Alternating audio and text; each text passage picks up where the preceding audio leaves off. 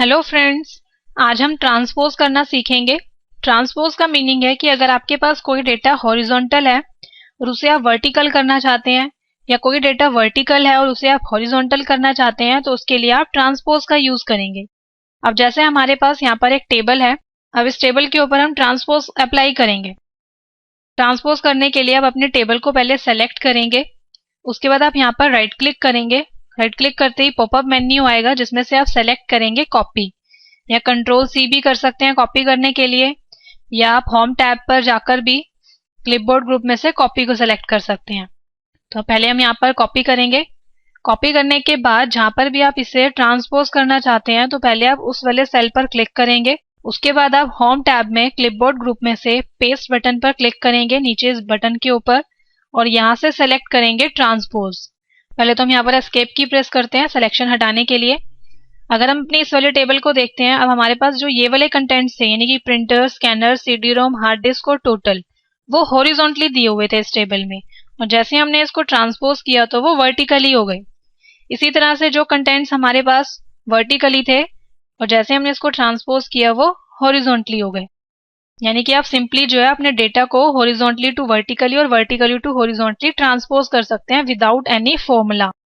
अब सपोज अगर हम अपनी इस वाली टेबल में कोई चेंजेस करते हैं, अब जैसे मैंने यहाँ पर D6 वाले सेल में चेंजेस किए, अभी यहाँ पर वैल्यू है 8560 और इस टेबल में भी 8560 दिखा रहा है।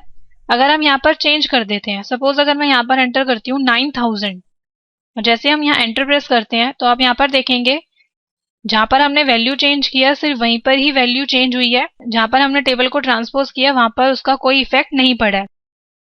लेकिन अगर आप चाहते हैं कि जब आप अपनी मेन टेबल में कोई चेंजेस करें उसका इफेक्ट जो है आपकी ट्रांसपोज वाली टेबल पर भी पड़े, तो उसके लिए आपको ट्रांसपोज फंक्शन का यूज करना पड़ेगा। तो उसके लिए सबसे पहले तो हम यहाँ पर क्या करेंगे, अपनी इस टेबल को सेलेक्ट करके यहाँ से रिमूव कर देते हैं।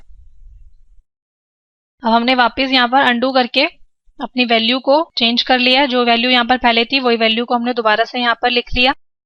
अब हम चाहते हैं कि अगर हम इस टेबल में कोई चेंजेस करें और जो टेबल हमने ट्रांसपोज किया उस टेबल के ऊपर भी उसका इफेक्ट पड़े, यानी कि वहां पर भी वो चेंजेस अपडेट हो जाएं, तो उसके लिए आप क्या करेंगे, अब सबसे पहले तो हम यहाँ पर अपनी टेबल को सेलेक्ट करते हैं।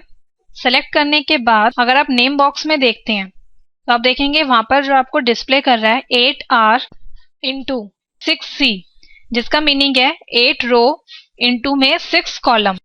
यानी कि इस टाइम जितना एरिया हमने सेलेक्ट किया उसमें 8 रो हैं और 6 कॉलम है, और जब आप इसको ट्रांसपोज करेंगे तो ये अपोजिट हो जाएगा, यानी कि 6 रो और 8 कॉलम्स हो जाएंगे जब आप इसे ट्रांसपोज करेंगे। अब हम यहाँ पर क्या करेंगे, 6 रो और 8 कॉलम्स को सेलेक्ट करेंगे। अब हमने जो है यहाँ पर 6 रो और 8 कॉलम सेलेक्ट कर लिए हैं।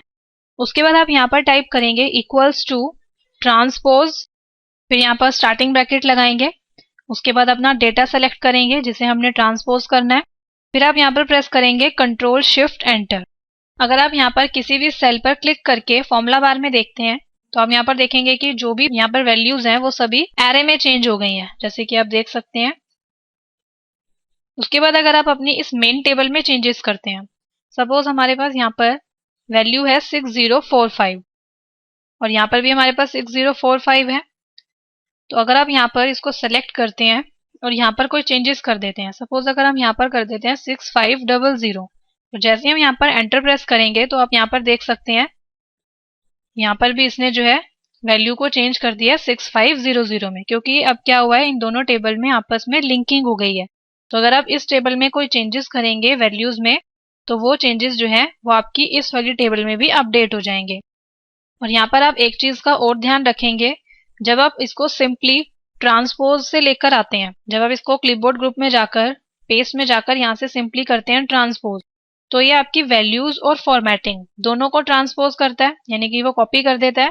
बट अगर आप इसे फॉर्मूला के थ्रू ट्रांसपोज करते हैं तो ये क्या करेगा, सिर्फ आपकी वैल्यू को यहाँ पर कॉपी करेगा, आपका जो फॉर्मेट है उसको वो वहां पर अप्लाई नहीं करता है। Thank you.